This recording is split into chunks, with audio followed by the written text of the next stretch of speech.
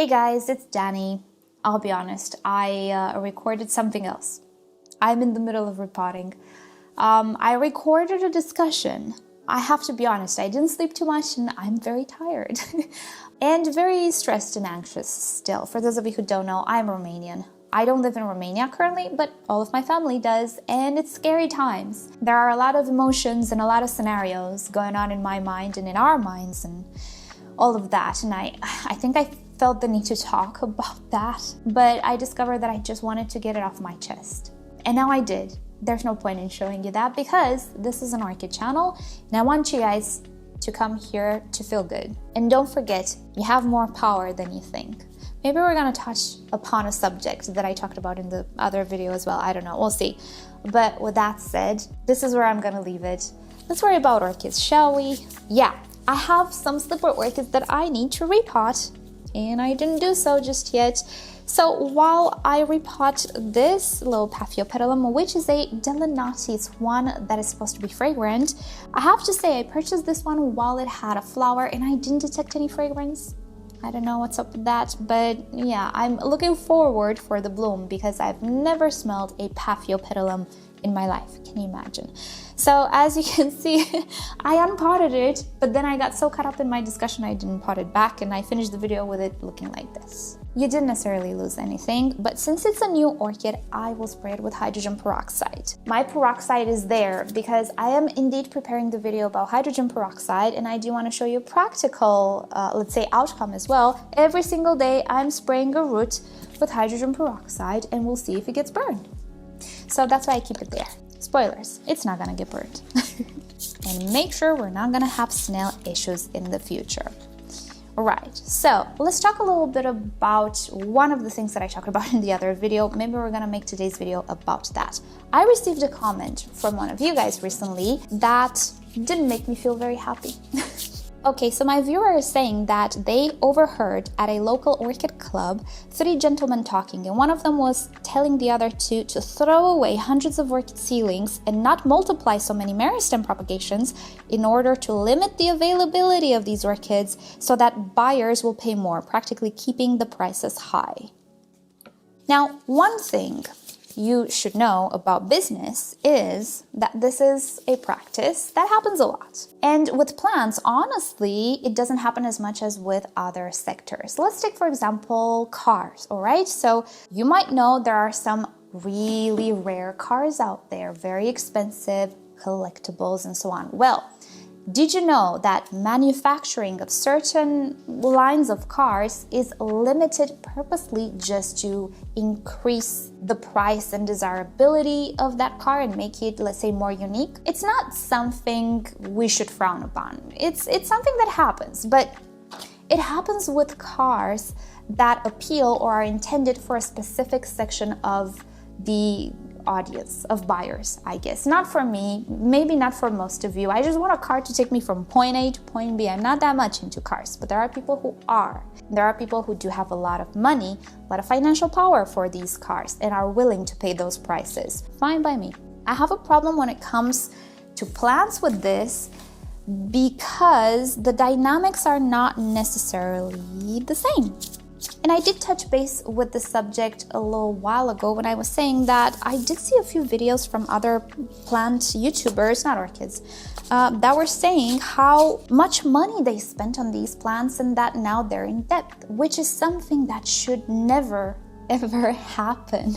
Your livelihood, your well-being, your family's well-being should always be your priority. Spending too much on anything more than you can afford is never a good idea. But see, I don't believe it's that simple as that. And I know there are many people who will claim, well, they did this to themselves. What can you do? If people want to spend their money, it's none of your business. I also got comments on this. It's none of my business telling people what they should and should not spend their money on. I would have been tempted to say, yes, I agree. Everybody's free to do whatever. I would have said that if I wasn't an influencer. Oh my goodness, I pronounced the word influencer. And don't get me wrong, I hate the term. I don't want to be an influencer. I don't think most of YouTubers or other social media creators want to be known as influencers because This gives you no value, in my opinion. I like to be called a creator. Why? Because I create content.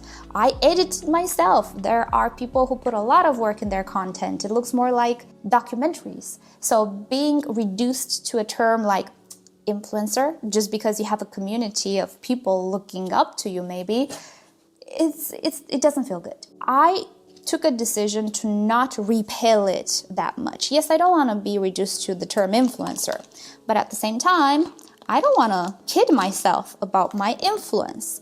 And again, some people will say, oh, you think you're so special. No, actually, I just don't want to hide behind a false or just apparent modesty when it's not the case. Because recognizing you're an influencer and you have influence also recognizes you have a responsibility of how you deliver a message. Because whether we like it or not, we have the power to influence people. I have the power to influence you guys to buy an orchid you didn't know about, right? In the end, it is your decision, absolutely. And in the end, many people will not buy it. That's okay. But I cannot deny the fact that there will be some people who will buy it just because I said so, regardless of whether they like it or not, whether it's your case or not. I have seen it many, many times. And throughout all of these years, it became more and more and more apparent. And it got a little bit scary. I have to be honest. I don't want to have this influence, but I have it. So what am I going to do with it? Well, hopefully I'm going to do a good thing with it. And I don't think it is any secret that there are channels who do build a community around scarce or rare plants. And hey, you know what? That's fine. But I will tell you that I disagree when the same channels don't want to take responsibility for the not so pleasant side, for how people did manage to get in depth because of collecting these plants. And there are, if you search, there are many videos of people who regret buying these plants, who regret just joining this hype. And I have to say, I do not want to be the type of person who says, well, it's their fault. Why didn't they think about it? No, I'm an influencer. And because I believe that part of this hobby is not only caring for these guys and collecting them, but it's also belonging to a community. Whether I like it or not, I have a community here, and I created a community of people who have similar interests as me, right? And who unwillingly might be influenced by my mentality and by how I interpret this hobby, right? And depending on the person and their reason for wanting to join this community, there are some people who are just more easily influenced. Because some of us just have this enormous sense of belonging to a community that it just makes us do things we wouldn't normally do. It makes us maybe put our well-being second place just for this psychological idea of, hey, I have friends now, I have a community, I have a group that I belong to, and I feel like some people just want to belong. Did you ever feel like you wanted to belong somewhere? I did. Maybe not all the time, but sometimes I did. You don't know who the people who are watching you are. You don't know in what state of their life they're in, if they need to feel like they belong. And maybe your channel and your influence and your presence actually makes them feel like they belong somewhere. And that's not a bad thing, that's a good thing. But at the same time, with this good feeling, bad things can start to appear as well. And this is where this influence I'm talking about comes in. Yes, I'm sure nobody wants people to go in depth. Nobody thinks that's gonna happen, absolutely. But it does happen, and when it happens, I feel it's slightly irresponsible to just deny all culpability through our actions, which maybe weren't very thoroughly thought through, very considerate, maybe through what we said, and maybe through that type of presentation, maybe we had a bad influence. Bottom line, I don't want to minimize the potential influence that I might have. And that was kind of the idea of the first video that I filmed. How much power can one person have? And it turns out quite a great deal. Yes, one person cannot change the world overnight, but I believe each of us has the power to change the world one person at a time. In the case of influencers, maybe multiple persons at a time, I don't know. But it is a reality that you are not natively equipped with, you know? And being on YouTube for so many years made me see it more and more and more and more. Regarding that comment, Yes, people can control the prices, they can control the offer and the demand. Yes, they can. But in the end, you are the one who will control whether they sell anything or not. And I'm not gonna be the one to tell you you should buy this or the other. I'm the one who's gonna tell you plants and orchids are a great way to just feed our brain and our hearts and our soul. Discovering how they grow and collecting them is an incredible hobby that I know firsthand, because this is where I started. I know it can change your life. I know it can save your life. And I know it can keep you level-headed. I know. And you should definitely grow plants if you want to. What plants you should buy? It doesn't matter, because a plant that costs 10 euros, trust me, will give you the same rewards or will become just as sick as a 500 euro plant. And this is, the harsh reality. If you don't have that money to spend on a plant, and it would be much wiser to spend it on anything else that will maintain your livelihood or will maintain your family in good order, spend it on that. Because at the end of the day, what you're gonna have left with, hopefully, is a plant that will give you the same amount of joy as any other plant from the plant shop, but with a hole in your pocket, with debt. So if you can afford a plant, absolutely buy it. But if you cannot afford a plant, do not buy it just to belong to a community. Like, there are others. I constantly show you other plants. If that one is a no-go for you, then no-go. You don't have to buy something expensive to belong in my community. What you need to do is enjoy discovering how plants work and brush up your biology skills a little bit and occupy maybe your free time with this, because maybe this is what will keep your mind at ease. Maybe this will help you cope with other things. Maybe this will give you the disconnection you need, or it will just make you happy. It will make me happy if you're happy growing your plant and orchid, whatever that one is. I mean, you know me, I love every orchid, no matter the price. If I like it, it doesn't matter how much it costed. That's what it takes to be in my community. Not brag about how much you spent on your plants or how much they costed. I'm not that type. If you have the funds, hey, great. I mean, having something that nobody has, that's pretty cool, I guess. But definitely it's not the key into the community, and I don't want to influence you to do that. I want to influence you to just discover what you have, because it's wonderful the way they work, and it's wonderful just maybe learning back some stuff that maybe you should have learned in school, but you didn't have the right professor, you didn't have the time, maybe your life wasn't what it should have been. It's okay, you can learn it now, and that's great when you learn how these work, and then you see them flourish when you start to apply what you learn. That is the soul of this hobby, and me as an influencer, that is what I want my influence to be. Because no matter how much I really dislike the word influencer, I cannot deny that I do have an influence, and just pretending like it doesn't exist, that's fake modesty, irresponsible to some extent. I cannot control what everybody does, but definitely I think I serve as an influence.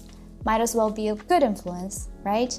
So as far as people increasing their prices, let them increase it. You can vote with your wallet, just don't buy it. You don't feel like that price is good, don't buy it. Buy something else. Buy a mini phalaenopsis, it's just as good. And definitely, I believe it will give you the same reward as any other plant, because it is your achievement in the end to make that plant flourish.